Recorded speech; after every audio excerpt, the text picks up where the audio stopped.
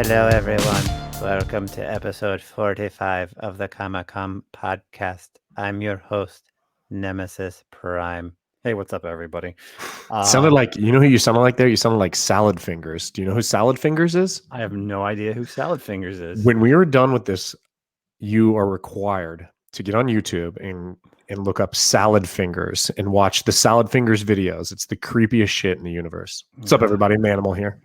Yeah. Salad Fingers fan. All right, so I guess I'll check that out. I'll do some voices and every now and then. But so we are here, November the 18th, recording episode 45.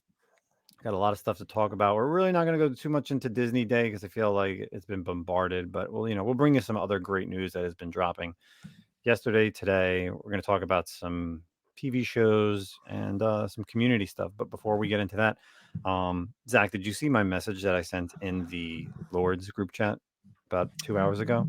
Probably not. Oh, well, since you didn't see it, I'll just tell you and everybody that's listening. Perfect. So I went to Bed Bath & Beyond and personal stuff. So go to Bed Bath & Beyond and I needed to grab some new shower curtains and curtains for our dining room. And I walk out, I go to Bed Bath & Beyond, I buy some stuff. And then I'm walking back out and I get in the car and I don't get into my car. I got into some random person's car. This person parked in the spot before mine, same color, same make, model, whatever. And I was just like, I literally jumped in and I was just, it smelled differently. I was like, this isn't my car. And I immediately freaked out. Their car was unlocked? Yeah, and her or his car, it was definitely a girl because it smelled like a girl and it looked like girl stuff inside. Yeah, definitely unlocked.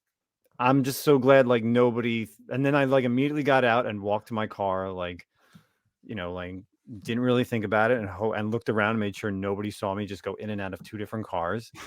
And yeah, so I mean, I'm not a thief, but I'm happy that there was nobody in that car because that would have been even probably worse, like someone in the back seat or a passenger.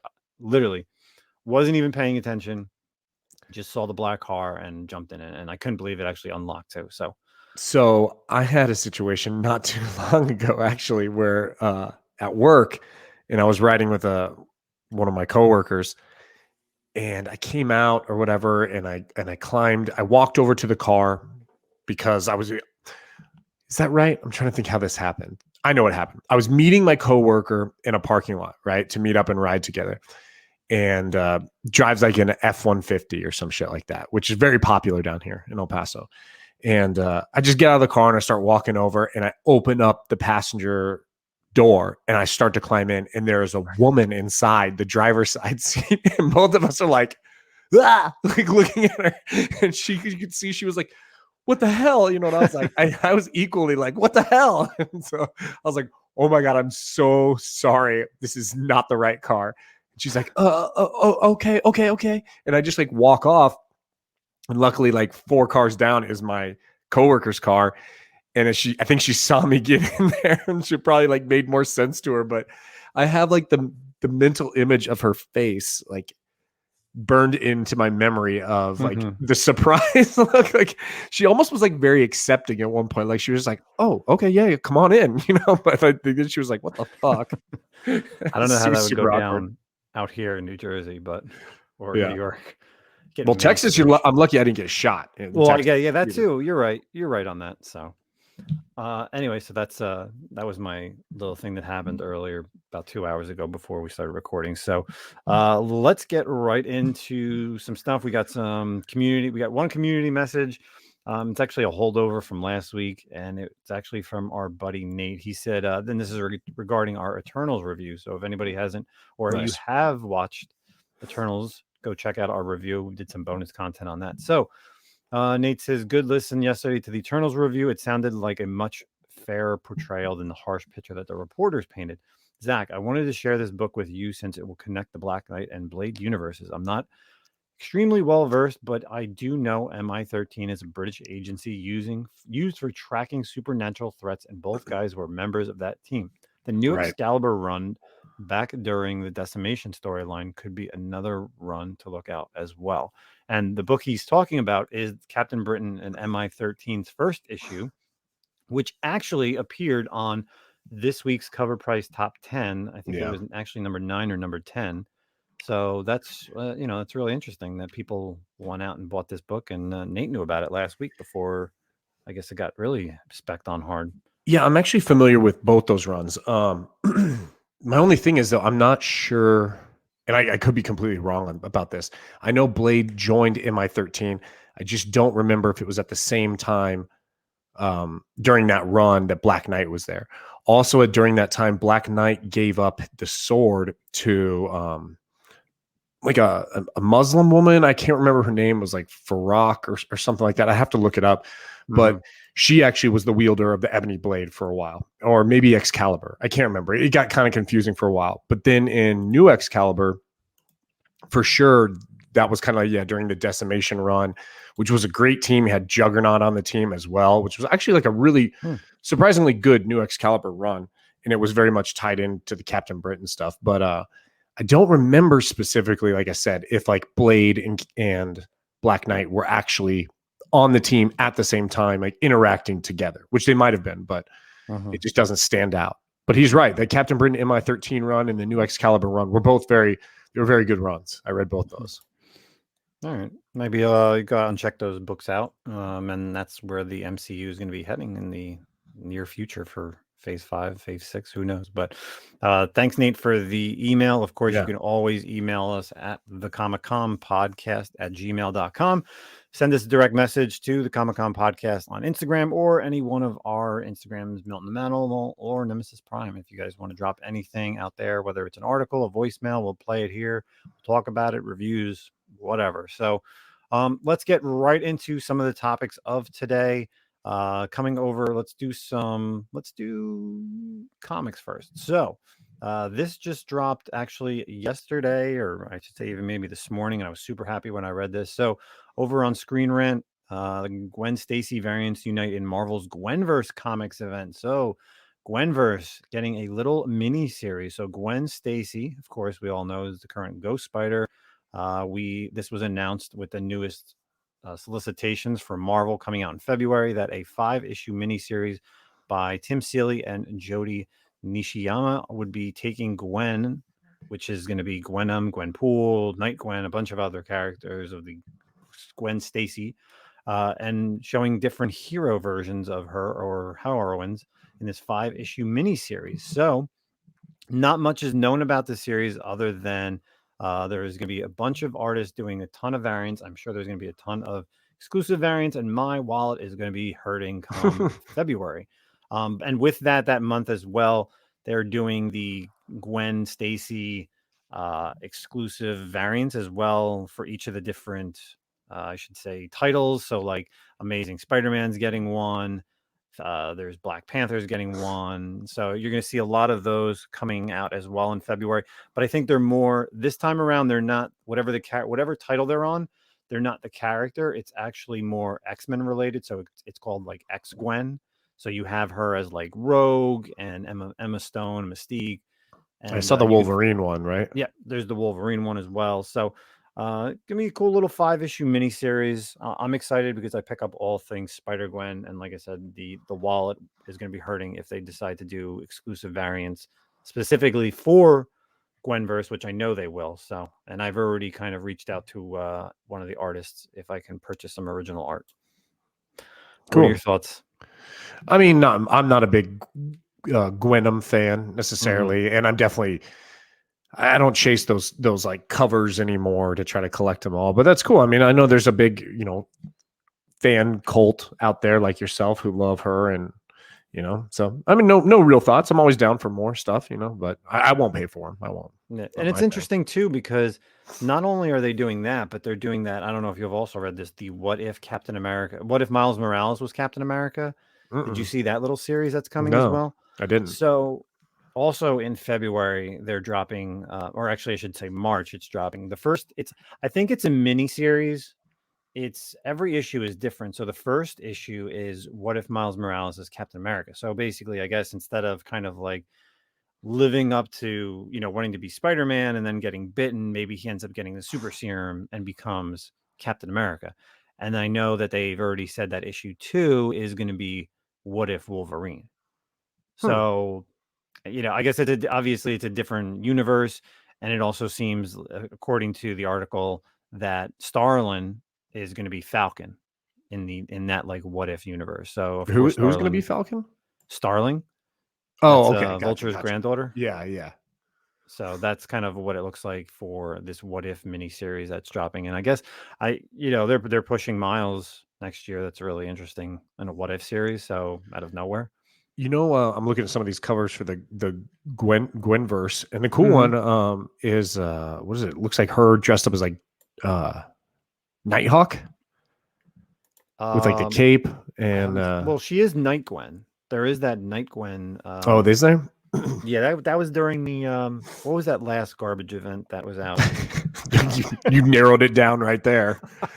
No, what was it? What, War of the Realms, maybe? I don't. No, it was after War of the Realms. Absolute Carnage. No, it was a big crossover. I don't know. Oh God, remember we were talking about there was like a Hyperion died. Oh, it was the one that isn't it the one you read where like someone blew a hole through Galactus's chest or something? Yeah. I didn't read that one. Oh God, And it what was was like it that? wasn't even the continuity. It was like a different Yeah, well, universe, that's what wasn't it it? was, Yeah, but I can't remember the event. But yeah, like that's where they introduced um that crossover, and I just gotcha. damn it, that's really gonna annoy me that I don't know what it was. Anyway, I'll think So about it. to kind of go back, I was kind of doing a little bit of reading and research about Nate's question of Blade and Black Knight, and it looks like so in that Captain Britain MI13 run, he does end up showing up in like the second arc, and they go up against Dracula, and so he does. So yeah, him and Black Knight do interact a ton. And that character I was talking about was Faiza Hussein, who ends up like getting Excalibur, and she's kind of like a love interest for the Black Knight during that as well. So yeah, that's cool. I kind of forgot about that run. But it was a good one, man. I don't think it was a ton of issues either. So anyway. Oh, and the garbage series I was talking about was Heroes Reborn. Heroes Reborn. I thought it's funny to hear you call it garbage because I feel like you were really like but you were really enjoying it. It's your typical Marvel. It starts off really good, and then it's like, and then it fizzles out at the end, and we'll talk about that in our what are we currently reading later on. But let's move on to some other articles in the comic book world. This one is really interesting. Why don't you take over on the Dark Horse stuff? Yeah, so new Star Wars comics to be published by Dark Horse in 2022. So, like everyone knows, Marvel originally had the Star Wars license for comics way back in the day, and then ended up around, I believe it's like 91 or so. I saw it earlier when I was reading the article that Dark Horse took over. And, Dark Horse had those books forever, wrote all those stories that just lined the dollar bins of boxes until about a year or two ago when Justin and friends started buying all of them. But literal like dollar bin garbage since like 91 to 2020. But yeah, so, Marvel got back the rights not too long ago for the comic book series, 2015, I believe. And they started doing their own thing. And then the Dark Horse stuff went back to rebranded as like Legends and Expanded Universe and blah, blah, blah. Well, it looks like Dark Horse is now getting some rights back to the Star Wars comics. And it's going to be very much like sharing it kind of like IDW does. So if you guys are reading like the High Republic stuff, IDW does Star Wars, the High Republic adventures, kind of more kid framed and kid oriented, kind of like a young YA oriented type story. And it looks like Dark Horse is kind of going to be doing the same thing in terms of writing stories that just kind of stick with the same plot. So, but it does look like the only eras they will be writing in is going to be like the High Republic era and the sequel trilogy. So for all you fans out there who may be hoping you're going to go back to like the Dark Empire, Tales of the Jedi, Old Republic type stuff, it's not going to happen right now. It looks like they're focusing on High Republic, which we know is the big push for Star Wars right now. And we're going to get some more comics for the sequel trilogy, which, I don't know. I mean, I wasn't a big fan of the sequel trilogy comics. There were some that were good, like the Kylo Ren run was good. Jeez, that was hard to say. Was good. The Poe Dameron, I tried to read it. I couldn't get into it. Was not my thing. But it doesn't mean I'm against it. Like I'd like to see some other good runs in the sequel trilogy. So what are your thoughts? I'm excited. I just don't know where they're going to go with it specifically because to be honest, I guess it's going to really introduce a lot of the characters because if they're going to stay with the High Republic, we're going to get a lot of that stuff with all the newer Jedi. But Yeah. really, the big thing is, and what we haven't heard officially is IDW dropping out. So is it just going to be Marvel and Dark Horse, or is it going to be Marvel, IDW, and Dark Horse? Where back to what I said about Gwen stuff, my wallet's going to hit hard because now I'm going to have 3 different companies that I'm collecting more Star Wars books for. Yeah, well, at least IDW only has the one title. I guess they still Yeah, have like Vader's Castle and like some of those other kind of like I generally pick knockoff up the ones. Star Wars Adventures if it's like Yeah. a cool cover or like a good storyline. I think like the second volume of Star Wars Adventures is up to like issue 10. I think I probably have half the run. There's a really cool Kylo Ren cover. There's a good Maul and Boba Fett cover. If I get them for pretty cheap, I end up just getting them just to read. But Yeah. and because you never know, a first appearance could drop in there, and especially those books. Those are the low print run books, Right. especially that first series, that 2017 series. There's a few first appearances that the big one obviously is Hondo Anaka, and there's like the 1 in 10 variant for I think it's issue number 7. That's like pretty pricey, but there's other first appearances that for important characters in the trilogy or the any of the runs realistically. I'm going to be So, honest. I'm more excited to see out of those two, whether High Republic and the sequel trilogy. I'm more excited for the idea of them doing the sequel trilogy. The High absolutely. Republic stuff, I don't know, man. It's kind of been lackluster in my opinion. Like there's so many characters, there's so many stories going on, and I don't feel like there has been a unifying storyline necessarily. Like there's, obviously you have Starlight, what's it Starlight called? Beacon. Starlight Beacon and the whole like the Nile and all them, but it still doesn't feel connected to me. I mean, don't get me wrong, focusing only on Skywalker, the Skywalker family definitely had its limitations, but by doing so, the story is very like directed and unified. Some of the High Republic stuff, like all across the board, whether it's the novels, Star Wars, High Republic Adventures, High Republic, like it's just all over the place. And like I don't find myself connected or really even like interested in any specific character either. So I read them, but I'm just kind of like, I'm reading them just to read them. I'm not invested in any of it. I guess it's because also when you think about it, you're right. Like the Skywalker storyline it grounded Star Wars. It gave you, a path, and then Right. it expanded here and there. I think if they did kind of a Phantom Menace was like the first original movie, right? You have all these Jedi, and there's all these Jedi there in the background, and you're like, oh, who's that? That looks cool. Or Right. if they had like the Jedi Masters and introduces all these people, especially like in Attack of the Clones, where there's thousands of Jedi, and you're like, oh my god, I want to know about this one and that one. I feel like that's what the High Republic is, because, or could have been because of the fact that there's no direct person. Like, yes, we're Yeah. learning about Kiev and the twins and Avar Chris in like High Republic, and then you get Lula and the High Republic Adventures Mm-hmm. and her team. So yeah, you're right. It's not really grounded yet, but that's the same thing like the Dark Horse stuff. If you would have read that stuff in the 90s, all that stuff that was coming out was either so far past well, it wasn't until like Star Wars Legacy in like the 2000s, but like that early stuff in the 90s, like all that Tales of the Jedi, Fall of the Sith. Obviously, yes, Dark Empire and Heir to the Empire is post Return of the Jedi, but there's a lot of storylines that take place well before any of the Skywalker stuff that if you're reading it, you're just like, I don't understand it. Like, where does this fit? Yeah.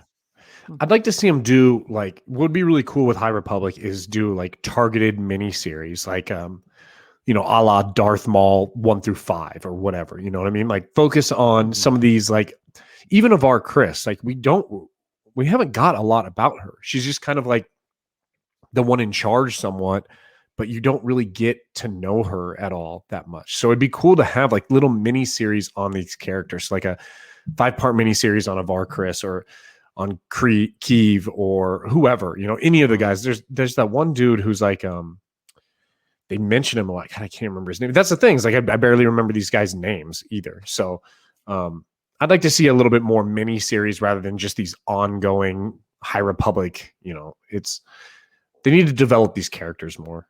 Well, I think that's what they're doing. You figure they just did the Temple Within the Monsters one for High Republic Adventures on Right, the monster IDW, piece, but that was a which whole is new character again. yes, yeah, but I like Ty York. I think Oh she's yeah, cool. She's a yeah, she's monster hunter. awesome. She was Yeah, an old Jedi who left, and then she became a monster hunter.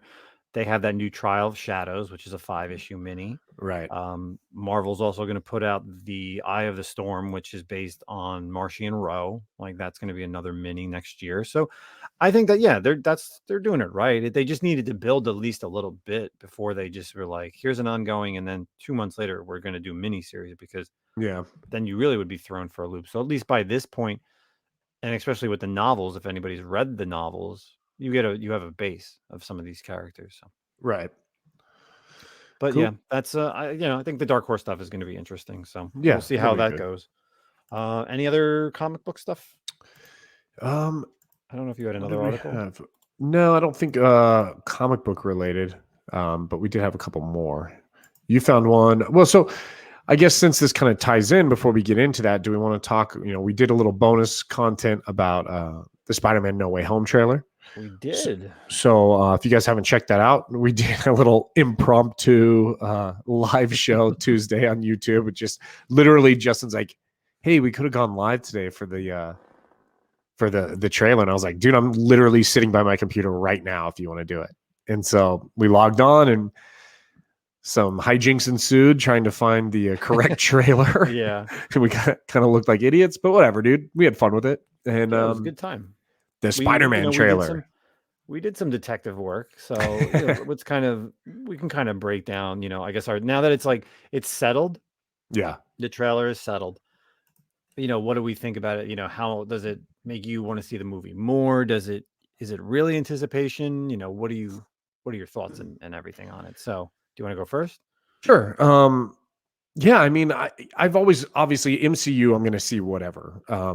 I've said it a million times. I'm not a massive Spider-Man fan, so it's the draw of it just being Spider-Man doesn't really isn't really there for me. But I do love how they're bringing in the old stuff. Like the Raimi trilogy. The Amazing Spider-Man series, which by the way, I just rewatched Amazing Spider-Man 2 like yesterday, and Nice.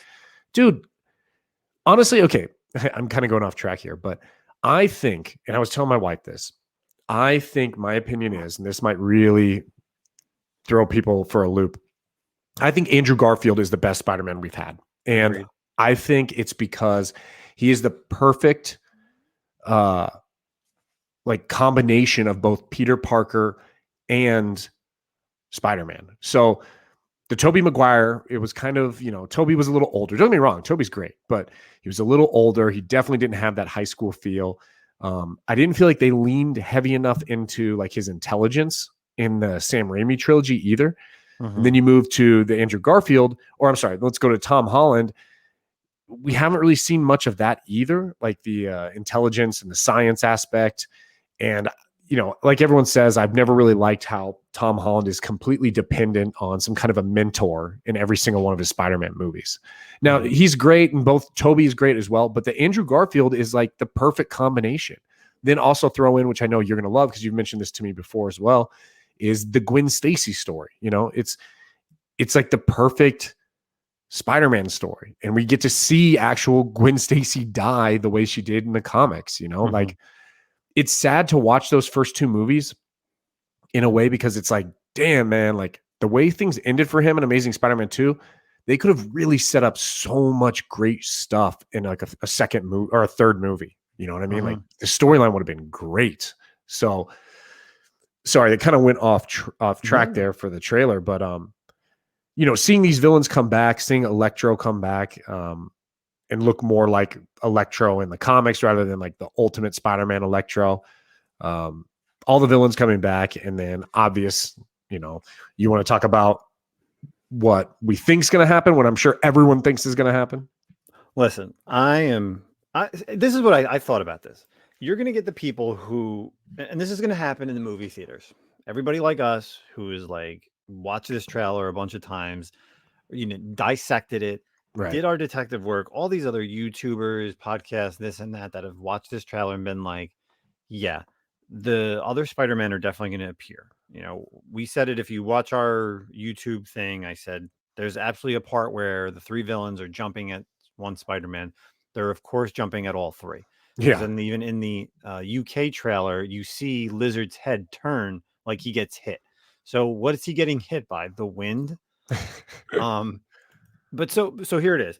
What's going to happen is everyone's going to go to the movie theaters. The first half, it's going to be amazing because everybody who has been a fan of the Raimi stuff and the Amazing Spider-Man stuff, you're just going to be in awe. Like, it's Spider-Man. It's bringing all these villains together. It's something that we've wanted since, forever, right? Yeah. And it's good. You know what it is? And then what's going to happen is the other Spider-Man are going to show up and everybody's going to clap and cheer. But it's coming. Like, Oh, you yeah. really know it's coming. Like, so why is it's going to get you all giddy and stuff, but they tease it so much that like they don't want to show it, but you're like, it's right in front of everybody. I'm glad, dude. I'm glad they didn't show Toby and Andrew Garfield in the trailer. I know. Because then I'm going to be in the theater and it's going to be like, yes, I knew it was coming, but I'm still going to be like, yes.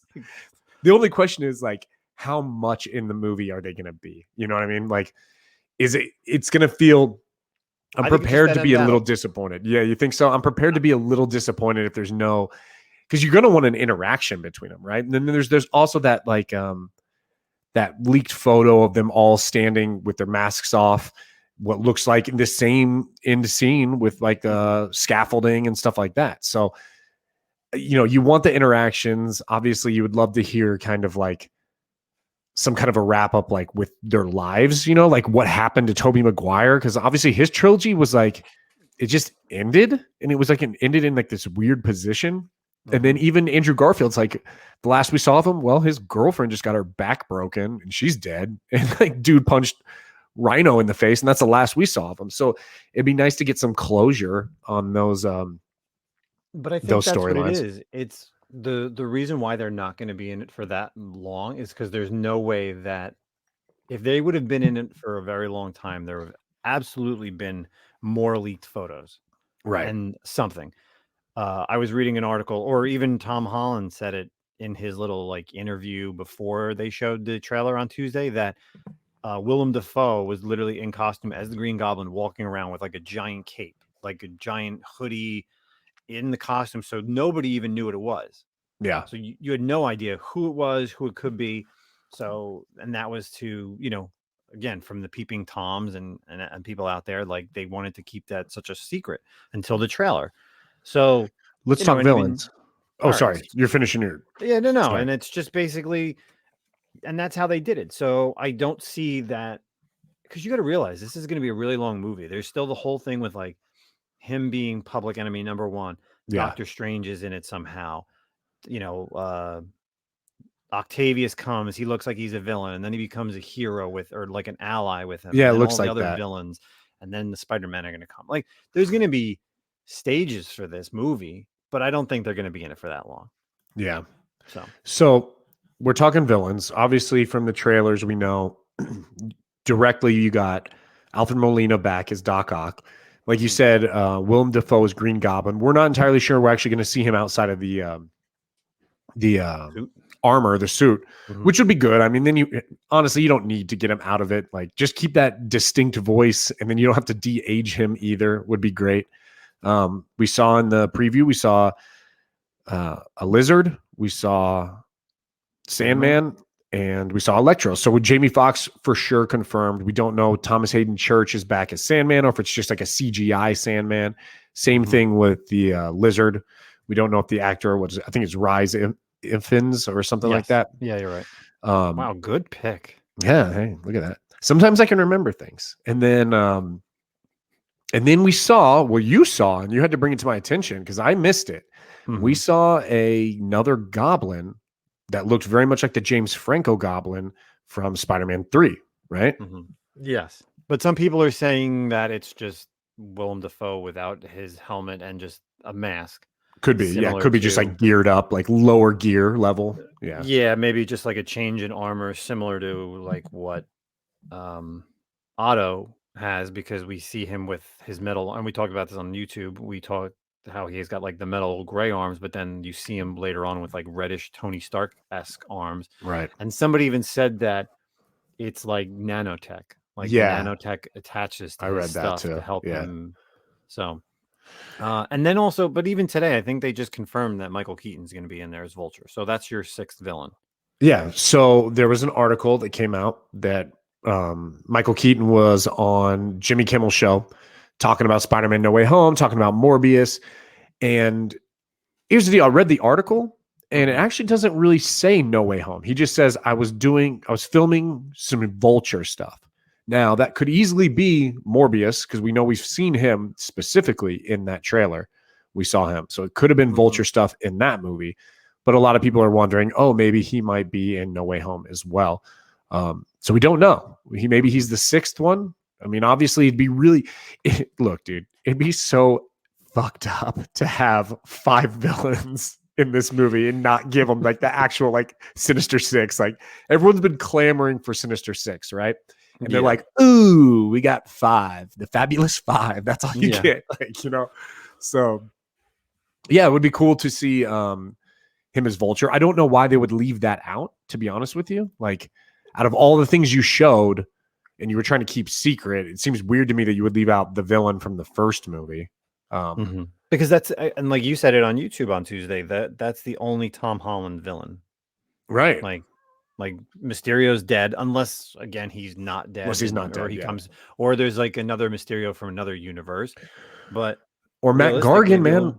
Well, that too. That would be a cool one. I really wanted them to push that storyline too. We saw at the end of Homecoming, the Matt Gargan Vulture kind of setup. So yeah, I mean, who's the sixth? We got to get a sixth, dude. Honestly, not having a sixth villain will ruin the reveal of having all the 3 Spider-Mans. Like, it'd just be like, it's almost like they're trolling us at that point, you know? So yeah, definitely. So one other thing about that, there has been some belief, and I know there's kind of been some leaked images of Ned Leeds doing some like plaster work, like makeup work and stuff on his head.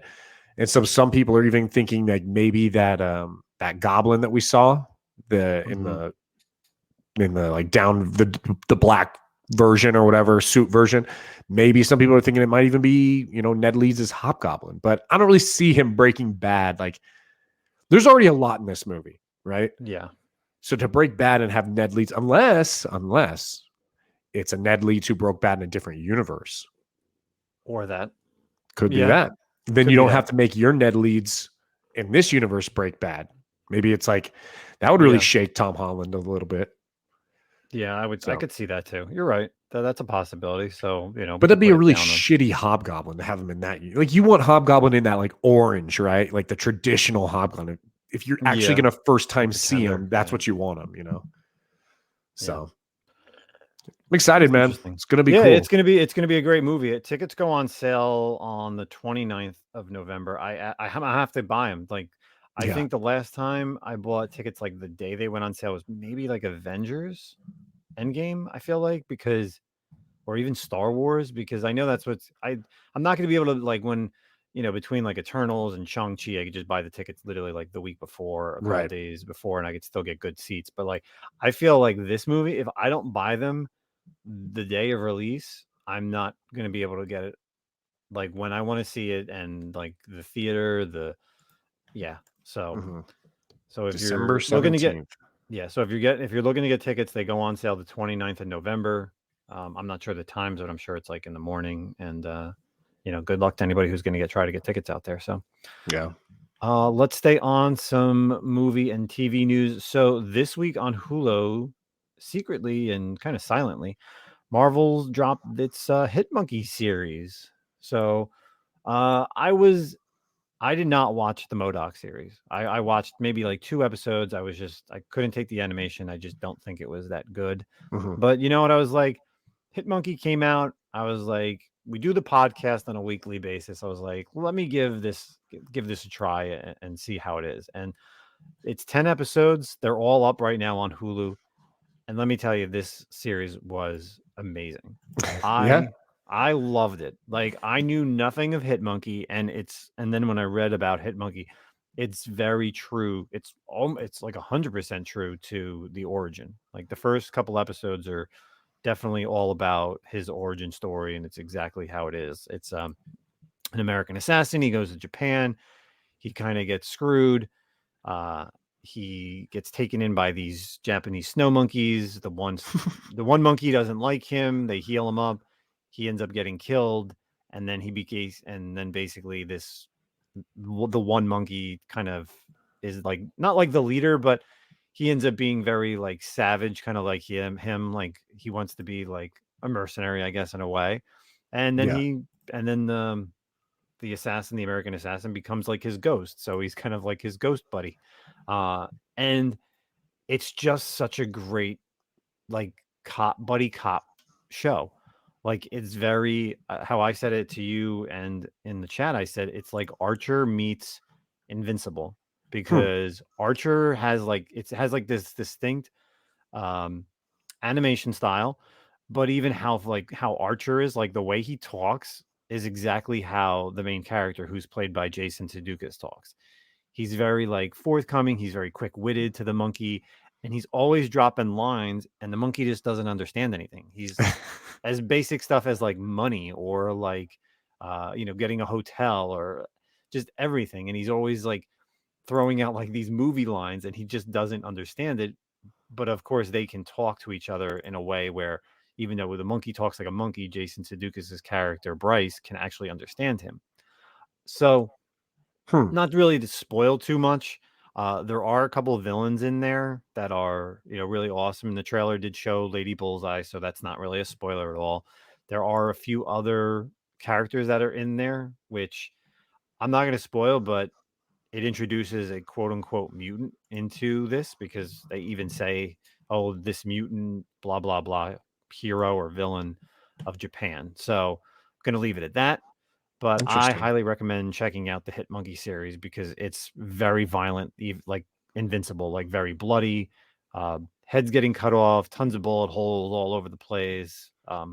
Hit Monkey and he's cool. You feel for him. There's a lot of things that happen throughout the series, this first season, that you're like, oh, and it sucks. And he picks himself back up, and it's pretty funny. So And I may even It's on rewatch it. Hulu, right?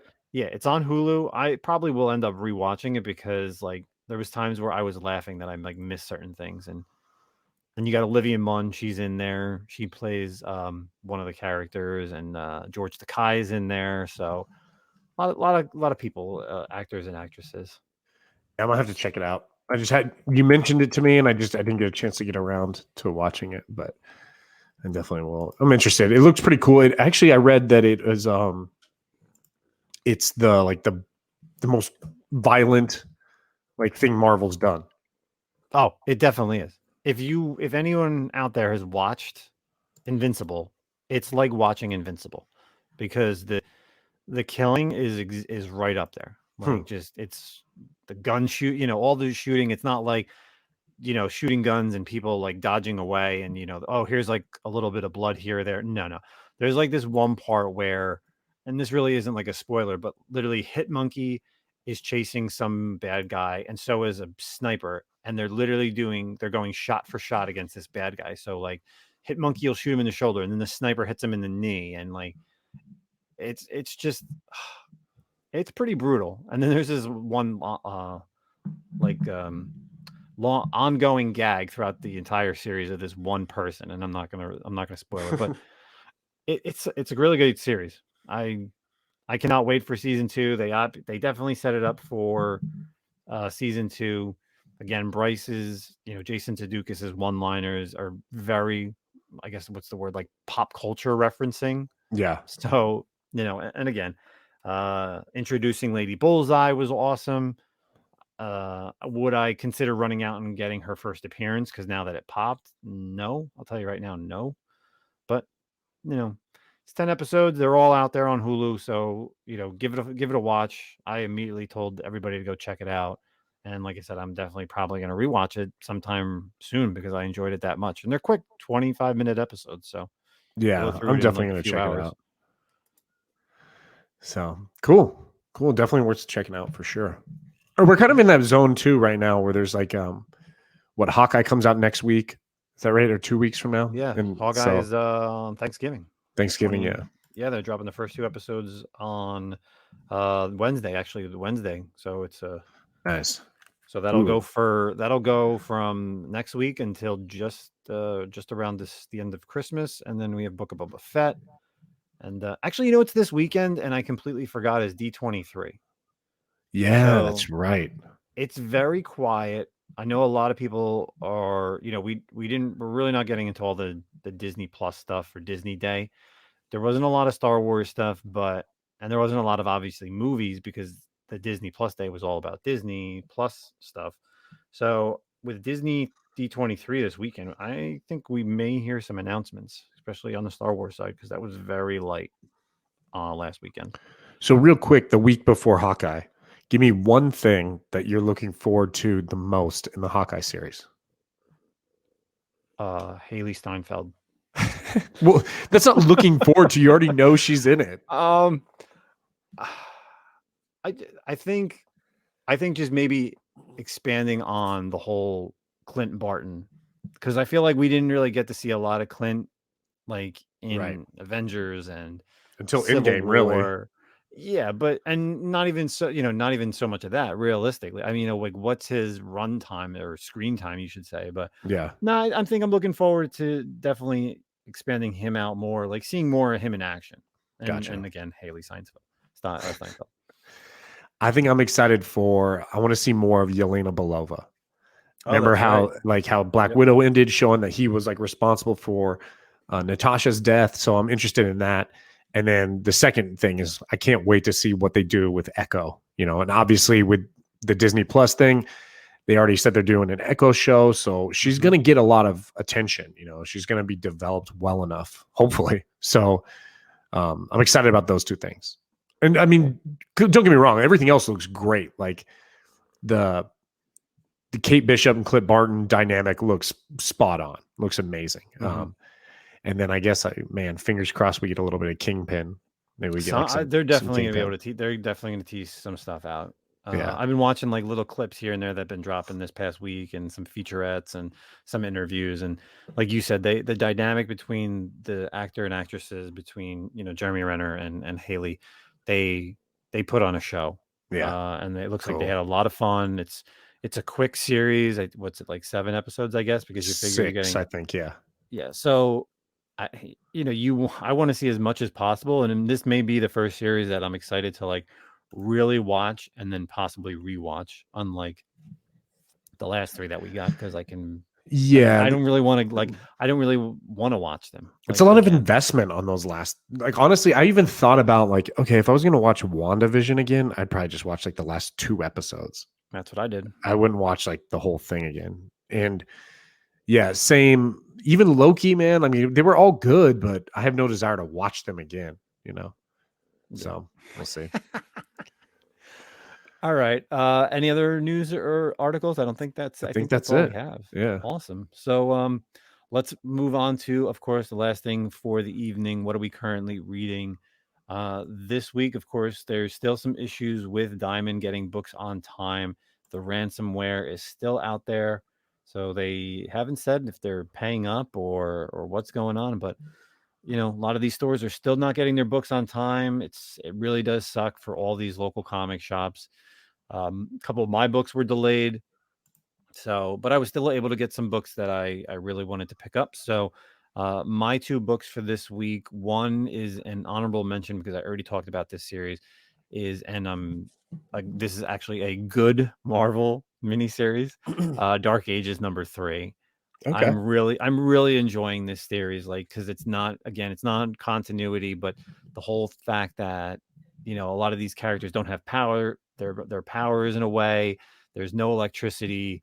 Uh, you know, Heroes become villains, villains become heroes in a way. People that are joining forces. It's very interesting, and I'm really looking forward to the next issue and how they introduce this one character that they teased at the end of issue #3. But my pick of the week, or what am I still currently reading, is and I've been kind of getting these as they've been coming out as well, but the Batman Secret Files. So they've been kind of doing the origin stories of all these newer characters that James Tinney has been introducing. And this week was the Gardener. Really interesting backstory regarding her.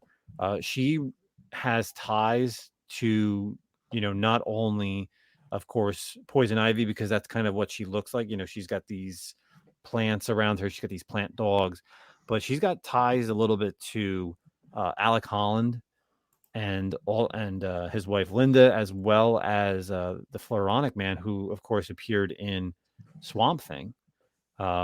Jason Burjo, I think his name is, if I'm not mistaken. I can't think. I think that's his name off the top of my head.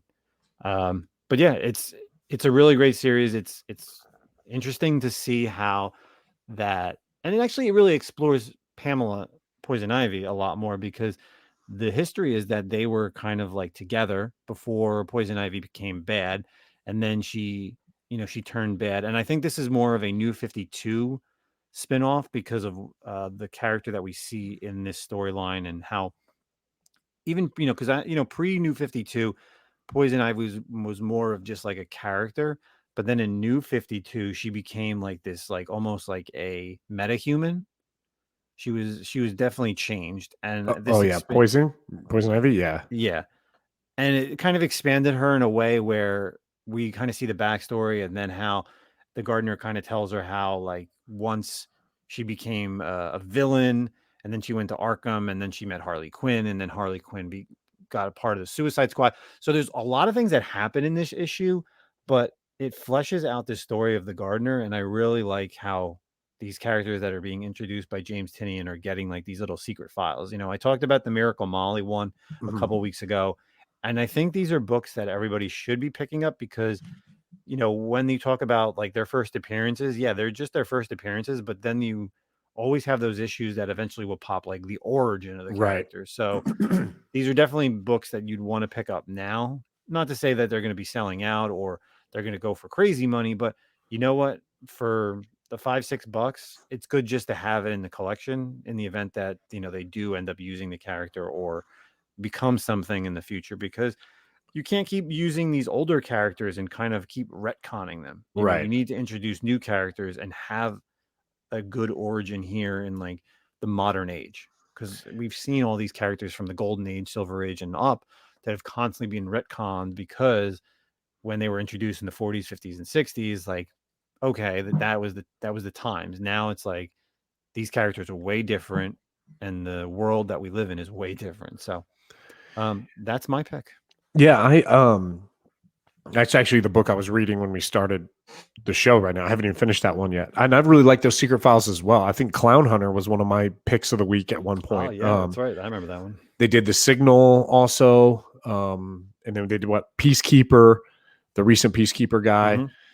So yeah, I mean, the Secret File stuff is pretty cool. It's definitely worth checking out. At first, I kind of was like, oh god, a one shot that are going to be dumb, but they've actually been really well written, and they do flesh out these characters. So, but good. I'm glad. Writing it. That's why. Yeah, like, he wrote the gardener, so it's like it's his character, it's his baby, it's his origin story, and I'm sure like his origin story is going to actually like they're going to stick to that, right. And I think that was like the same with Miracle Molly as well, and also all these other characters. I think they were all written by Tinian, because it's him. They're going to keep this as their origins.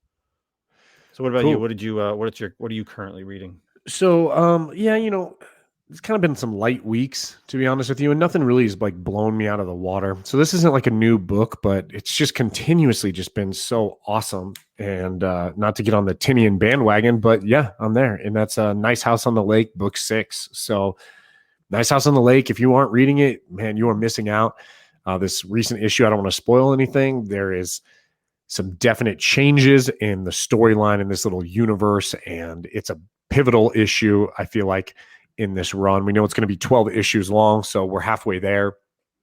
But you get a lot more information in this issue on kind of what's going on, what the motivations of Walter are in terms of like, the end of the world and who these people are, and kind of like delves into a little bit of his backstory somewhat. So really great issue. The series is amazing. It's so good. It's just like a fun standalone. a hiatus right now. Like this is like the last issue for a while, right? Oh my God, I didn't know that. Are you being serious? Yeah, I think that's what I read, that like it's stopping after issue 6 for a while, because um I haven't seen like the solicitations for like the next coming issues. Oh, I'm just found an article. Nice House on the Lake taking 5-month hiatus with big cliffhanger. So I take back everything I just said. Fuck Tinian in this storyline, dude. Like, God damn, dude. That is shitty. So 5 months from now, so what, like May? Jesus, dude. That's how I Ugh. feel with Something's Killing the Children. Whatever. I mean, I guess I got House of Slaughter to like back up, but What's going on with him? Is it just because he's on that new Patreon channel or whatever the hell that shit is? I mean, is that what's going on? Yeah. He goes full time into creator owned work. Dude, I'm gonna be honest. Like, that's gonna be some real bullshit if this dude just like gives up on this because he's doing his own creator. Like, I get it, man. Like, I'm all for you owning your own properties, making the money on the stuff you create. Like, more power to you. But you started this, finish this. You know what I mean? Like, finish your obligations to these characters. We're already seeing them come off Batman. We're not going to get any new Nice House on the Lake for 5 months, which makes me wonder if we ever will see the end of this, to be honest with you. And then who knows what's going to happen with Something Is Killing the Children? You know, who's even writing House of Slaughter? Is it him? yeah, it's him. So is he taking a hiatus from that? No, Because that's 12 issues. No, that's still going though. Like that's what he's doing. You know, he's doing that, and then he's doing his creator own thing with whatever his I don't know what was it we talked about it. I don't even remember what it was called. Not so Substack. Yeah, the Substack thing, but like, and then you have, he's you have Joker as well. Yeah, but he's stopping that too. He's leaving that. Yeah, well, that's what I'm saying. Like, yeah. It's like he's gone with Batman. He's gone with the Joker, and he's like going to just be doing his own creator own stuff and the House of Slaughter. But I mean, I feel like if you were going to come off of Batman and Joker, just finish Nice House on the Lake.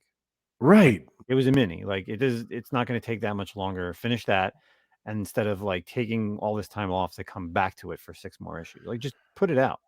Yeah, man, I get it. But like even with Boom Studios, I don't know if Boom has the same setup that like Image does, where you actually like own your properties. You know, like, but all Image is all creator owned. I don't know if Boom is like that. So I'm sure it's in a contract somewhere. I'm sure every contract is a little different for maybe. I don't know. I'm not a reader, whatever. Well, what do you think was going to happen? Do you think this guy was going to own Batman and the Joker? Like, come on, dude. Like, I don't know what to do. I don't know what to tell you. You've done awesome. You crushed it. But like, don't get me wrong, man. I love Tinian, but you're still not Scott Snyder when it comes to Batman. So chill out and finish Nice House on the Lake. Now I'm pissed, dude. Now I'm pissed. Now I want to just troll him. I just ruined your evening. Yeah, you did, dude. That, so. Oh, God. So what's my new pick of the week? What was the shittiest comic I read this week? Because that's my new pick of the week. I don't know, dude. That sucks.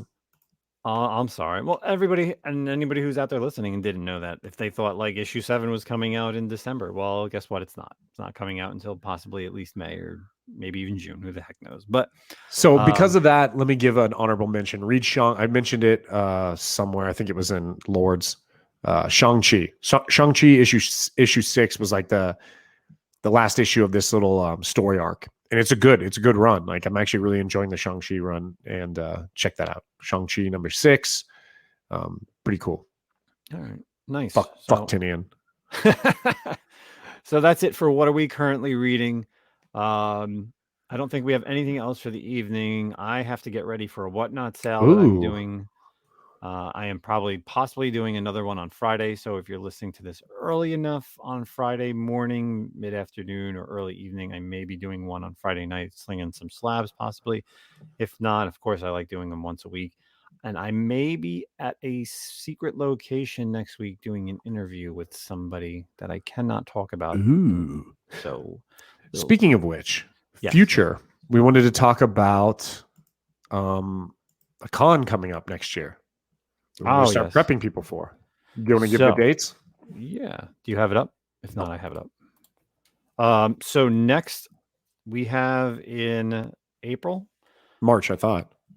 No, April. Oh, even better. April 22nd. March is when I go to Dallas. Oh, okay. So anyway, thanks for listening. I got to remember that one too. Yeah. April 22nd through April 24th is Planet Comic-Con in Kansas City, Missouri. So if anybody is interested, both Zach and I will be attending this show because it's, kind of home for Zach, Oh, I yeah. guess. Yeah, And definitely. I've never been to the show, but I've heard from a lot of people that it's a great comic book show. A lot of artists and writers who are down in that area attend the show on a yearly basis. So it'd be a great time to spend the weekend. The Comic-Con podcast will be in full effect. So put that date in your calendars, April 22nd through the 24th. We will definitely be there. We're already looking. Tickets just went on sale today because I told Zach about it. And we're already looking at a hotel or Airbnb. So yeah, if you guys can make it work, come out. Let's grab some beer. We got Boulevard Brewing Company is a local brewery out of Kansas City, which is awesome beer. And we will drink a lot of beer down there. I'll show you around my hometown. And I know where all the good haunts are and a lot of fun. And the con will be great. It'll be awesome. April 22nd, 24th. Look into it. Let us know if you're going to go. We will do. Honestly, like I'll tell you right now, and I'm just saying this spitballing, if there was a lot of people going or even like a good number, we'd set something up. We'd do something fun, maybe do a little cookout if we end up doing like an Airbnb before we go to the con. And I mean, the weather will be decent. It'll be a little chilly, but it should be pretty good. all right, sounds like a plan. So that's everyone's to do for 2022. It's going to be seeing us in Kansas City next year. So that's it. Episode 45 is in the books. That's it for me. I'm exhausted. Got to go get myself ready for this Whatnot sale. Zach, anything closing words? That's all I got. All right. Peace out, everybody. We'll catch you next week. Oh, wait, real quick. Next week, because of course Thanksgiving is Thursday, and we usually record on a Thursday. We may be putting out an episode a little early next week, so just prepare to not have an episode on Friday. We may drop it a little bit early. So might be not bad to drop on Friday after Thanksgiving. Well, I guess we could, because that's Black Friday, so people are standing in line listening to us. God, if you're still standing in line in 2021 for Black Friday, you need to reevaluate your life. Hey, I'm just saying it. Everything's online now, dude. But yeah. All right, so that's it. We'll catch everybody next week. Peace out. Later.